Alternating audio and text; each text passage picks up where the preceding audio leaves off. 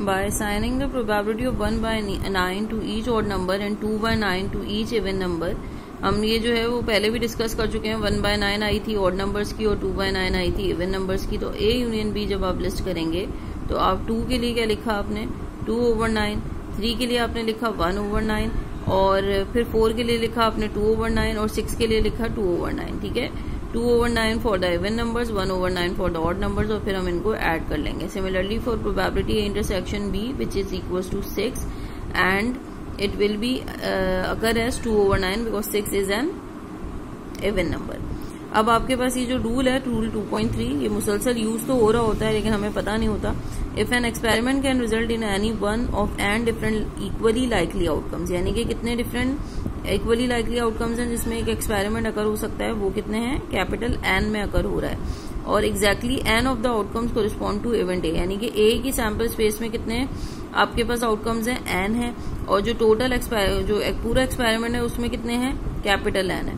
तो जो probability event A की होगी वो क्या हो जाएगी small n over capital N, यानी कि आपके पास क्या आ जाएंगे the outcomes which are corresponds to event A divided by the outcomes which are corresponds to the experiment. Example 2.27 में देखिए कि एक स्टैटिस्टिक्स की क्लास है इंजीनियर्स के लिए जिसमें 25 इंडस्ट्रियल इंजीनियर्स हैं, 10 मैकेनिकल इंजीनियर्स हैं, 10 इलेक्ट्रिकल हैं और 8 सिविल इंजीनियर्स हैं जो कि स्टूडेंट्स हैं। If a person is randomly selected by the instructor to answer a question, यानी कि एक इंस्ट्रक्टर है उसने क्या किया एक स्टूडेंट को चूज किया।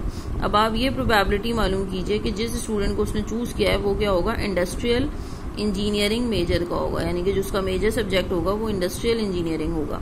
इसमें नोटेशंस देना बहुत इंपॉर्टेंट है, एग्जाम्स में भी आप नोटेशन दे के काम करेंगे। आपने कहा कि आई जो है वो इंडस्ट्रियल इंजीनियरिंग स्टूडेंट्स के लिए, एम जो है वो मैकेनिकल इंजीनियरिंग स्टूडेंट्स के लिए, ई जो है वो आपके पास इलेक्ट्रिकल इंजीनियर्स के लिए और सी जो है वो सिविल इंजीनियरिंग स्टूडेंट्स के लिए। अब आपसे एक आ गया है कि आपने जो स्टूडेंट चूज किया वो क्या है इंडस्ट्रियल इंजीनियरिंग का है, तो देयर आर 25 इंडस्ट्रियल इंजीनियर्स। ठीक है, तो आप ये देख सकते हैं प्रोबेबिलिटी ऑफ आई क्या आ जाएगी 25 divided by 53 which is equals to 25 plus 10 plus 10 plus 8 is equals to 53। In total आपके पूरी क्लास में कितने स्टूडेंट्स हैं 53 स्टूडेंट्स हैं। ठीक है, तो इसमें थ्योरम कौन सा यूज किया हमने रूल 2.3 यूज किया है। Similarly since 18 of the 53 students और सिविल और इलेक्ट्रिकल, अब जब सिविल और इलेक्ट्रिकल के हैं तो या तो सिविल के होंगे या फिर इलेक्ट्रिकल के होंगे।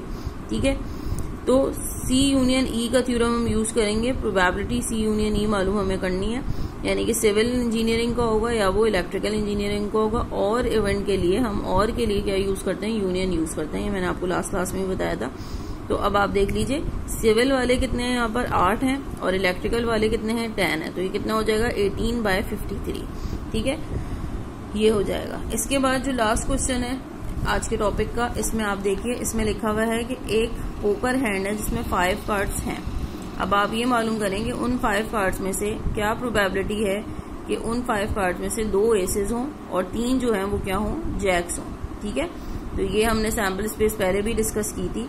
तो अब आपको पता होना चाहिए there are 4 queens 4 jacks and 4 aces in 52 cards of decks. ठीक है, यानी जो 52 कार्ड्स होते हैं इन टोटल।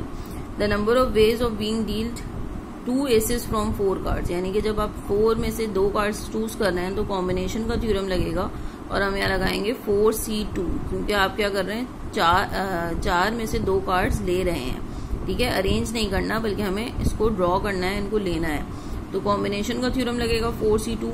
सिमिलरली जब आप 3 जैक्स ले रहे हैं 4 कार्ड्स में तो 4C3 आ जाएगा। ठीक है, इसके बाद हमने क्या किया, इन जब हमने वेज मालूम कर लिए 6 × 4 24 वेज हैं जिसके जरिए ये टोटल कार्ड्स निकाले जा सकते हैं।